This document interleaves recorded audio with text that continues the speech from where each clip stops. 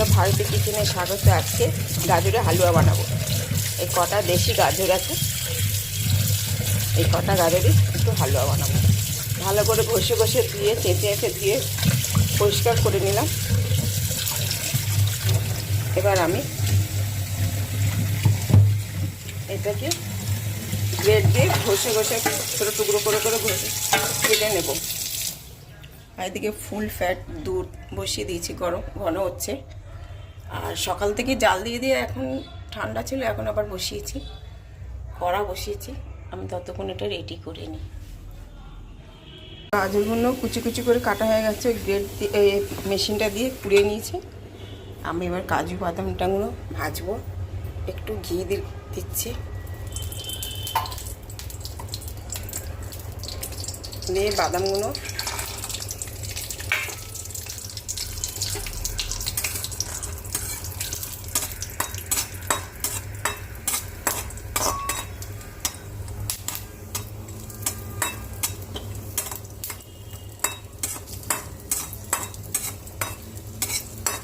একটু হালকা লাল করে নিলাম বাদামটা।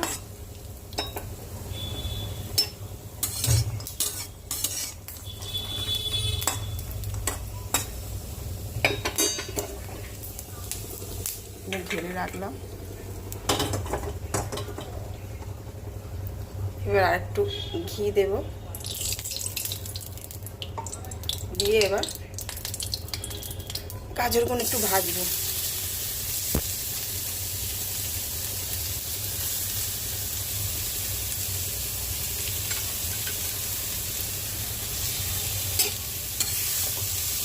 অনেকক্ষণ ধরে ভাজবো, একটু চাপা দিয়ে নরম হয়ে যাবে।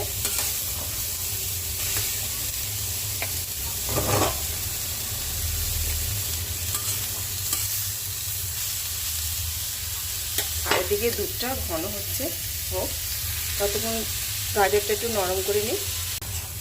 একদম কমিয়ে আমি গাজরটা একটু ভাজা হয়ে গেল, একদম নরম হয়ে গেছে।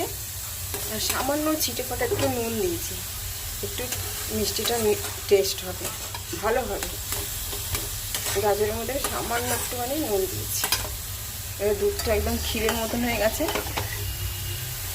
এবার আমি এতে ঢেলে দেব।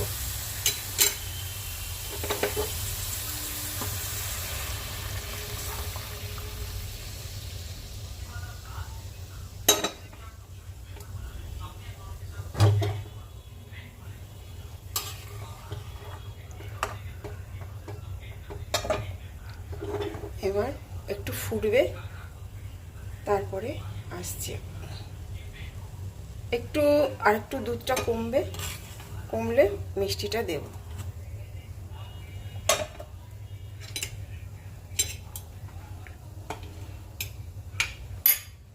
অনেকটা দুধটা শুকিয়ে এসছে। এবার এতগুলো মিছরি আছে, দিয়ে দেবো। চিনির বদলে মিছরি দেবো। এবার মিছরিটা ততক্ষণ গলে যাক।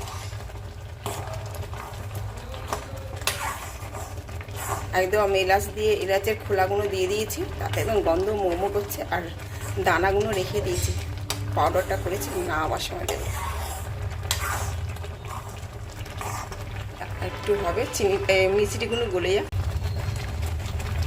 আমার কিন্তু এক বাটি রাবড়ি ছিল, রাবড়িটা আমি দিয়ে দিয়েছি। আমার ততক্ষণ ভিডিওটা অন করতে ভুলে গেছি, রাবড়িটা পুরো মিলিয়ে দিলাম। আমি না তখন ভিডিওটা আমার অন করতে ভুলে গেছি, এক হাতে তো পারছি না, মিস হয়ে গেল। এবার গ্যাসটা আমি কমিয়ে দেবো। এবার আমি এলাচ গুঁড়ো দিয়ে দিলাম। আর এবার একটু কাজু বাদাম এগুলো দিয়ে দিলাম। এবার আমি পরিবেশন করব, বাটিতে সার্ভ করব। কি করে ধরবো এক হাতে?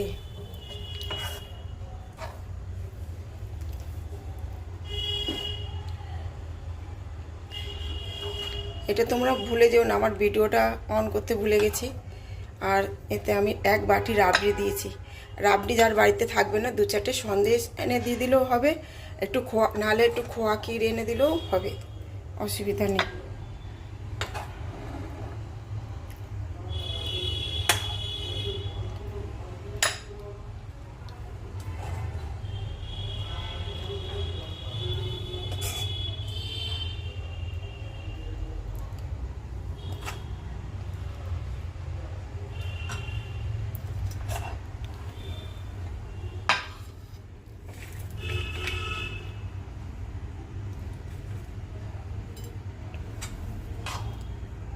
এই বাটিতে কম পড়ে গেছে।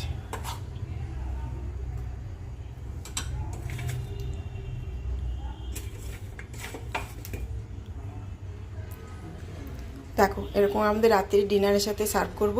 এবার গাজরের হালুয়া বলো, পায়েস বলো, যেটাই বলো একদম বসে যাবে। এই পুরো মালাইটা দিয়েছে, দেখো এবার বসে ঠান্ডা হলে বসে যাবে একদম রাত্রে রুটির সাথে মিষ্টি মুখ সবার বাড়ি।